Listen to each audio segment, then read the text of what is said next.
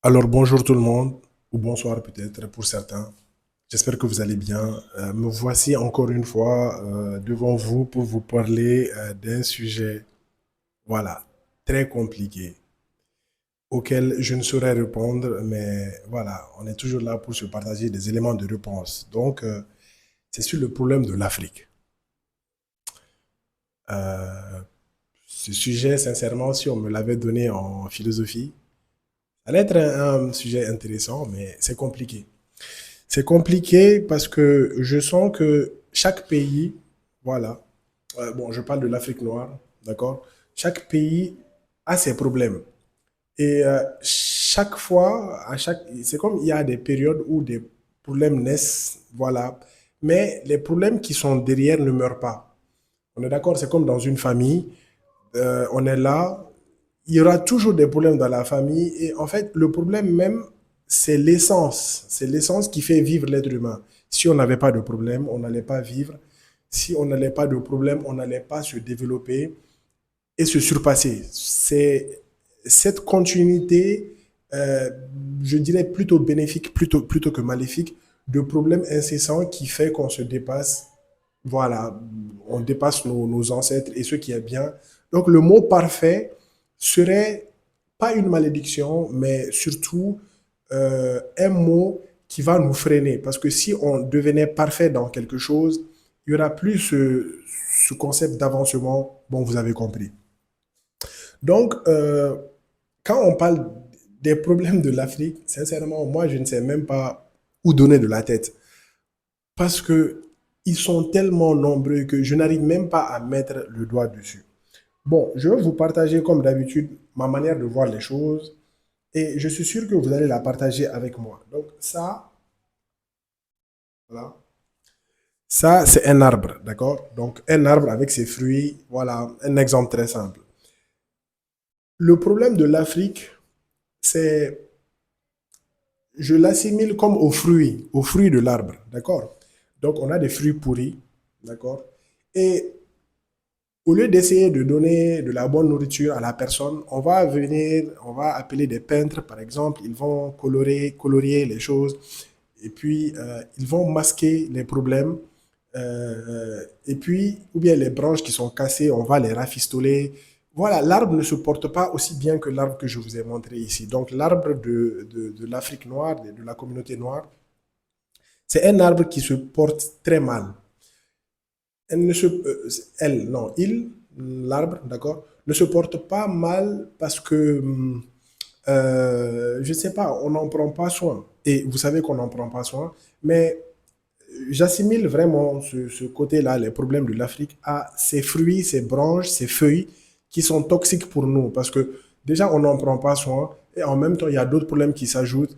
Et vous savez que l'irresponsabilité, quand on n'est pas responsable et qu'on ne prend pas graduellement en charge nos problèmes, les problèmes ne vont que voilà, s'ajouter, s'accumuler. Et l'être humain est capable de gérer tous les problèmes de ce monde-là. Je vous le dis, hein, tous les problèmes de ce monde, mais il n'est pas capable de gérer l'accumulation des problèmes qui ne finissent pas.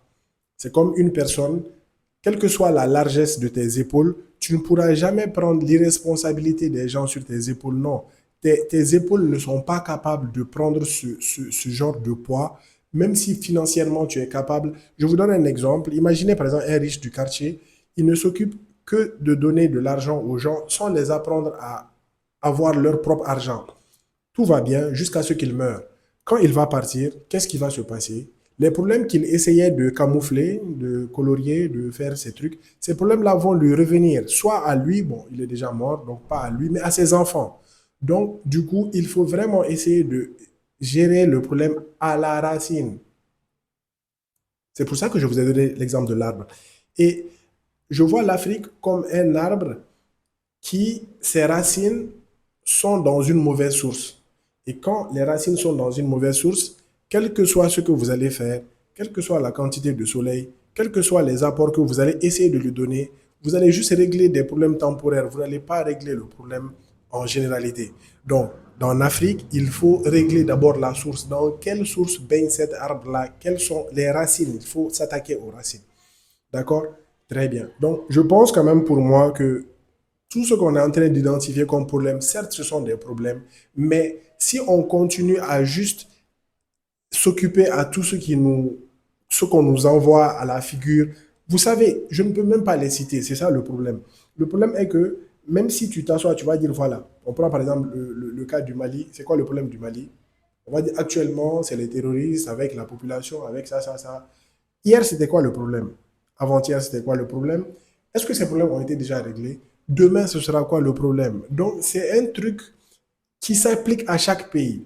On laisse même le truc des pays. Allons-y dans nos familles. C'est la même chose. Quand la famille, les parents, par exemple, et avec les enfants, ne font pas face au problème et efficacement, il y a une manière efficace de faire face au le problème ne peut pas se résoudre. Je vous donne par exemple des exemples. Regardez l'aliénation coloniale, par exemple. C'est un des sujets. C'est un des sujets. Si tu ne règles pas ce problème, demain, ce problème-là va se métamorphoser et puis va revenir à ta face. Tu vas penser que c'est un autre problème auquel tu fais face, mais c'est le même problème qui a pris un autre visage, tout simplement. Concept de tribalisme très présent, excusez-moi. Le tribalisme, je ne dirais pas que c'est un mauvais côté en Afrique, non, c'est la meilleure chose qui puisse nous arriver. On est différents pour se connaître, pour se compléter, pour apprendre les uns des autres. Sinon, la vie serait tellement euh, pas intéressant si on était tous de la même couleur de peau, si on avait tous le même, je sais pas, la même connaissance, comme je vous l'ai dit, la conscience, voilà, l'être humain est connu pour ne pas avoir une conscience collective, un savoir collectif. C'est c'est mon ignorance qui fait que je vais aller vers quelqu'un pour qu'il m'apporte un savoir que je ne connais pas. Je vais m'intéresser à lui, il y a une science que je ne connais pas, je vais vers lui, c'est comme ça qu'on se rencontre. Donc le tribalisme, c'est pas un problème, mais si c'est utilisé à mauvais escient, c'est un autre problème. Vous voyez qu'un problème appelle un autre, ils ne sont jamais seuls, ils s'appellent entre eux, ça va faire naître d'autres choses, la colère, tu vas commencer à te battre pour une cause qui n'est normalement même pas une cause pour laquelle tu dois vraiment dépenser de l'énergie. Donc, on est en train de perdre et en force et en énergie. On ne sait plus où donner de la tête.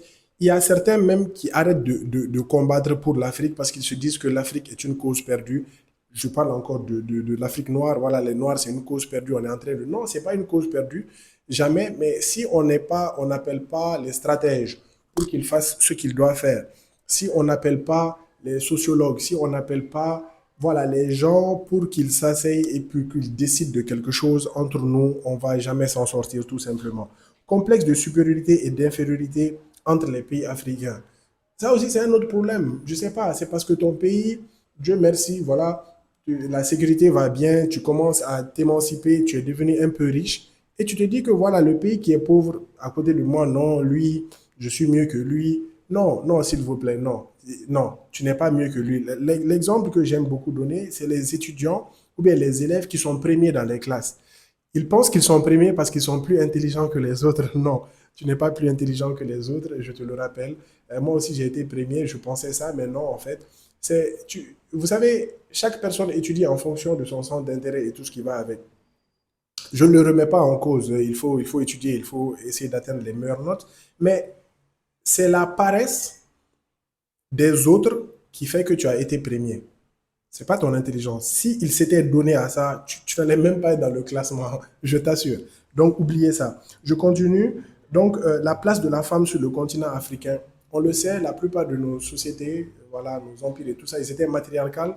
Qu'est-ce qui a amené le patriarcat? Qu'est-ce qui a changé?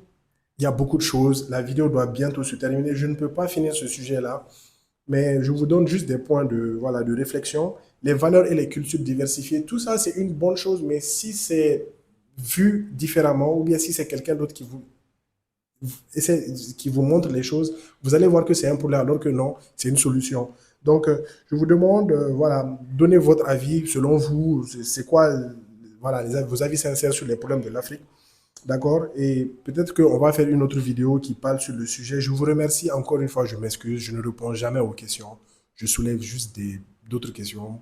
Voilà. Prenez soin de vous encore une fois et voilà. À la prochaine. Inch'Allah.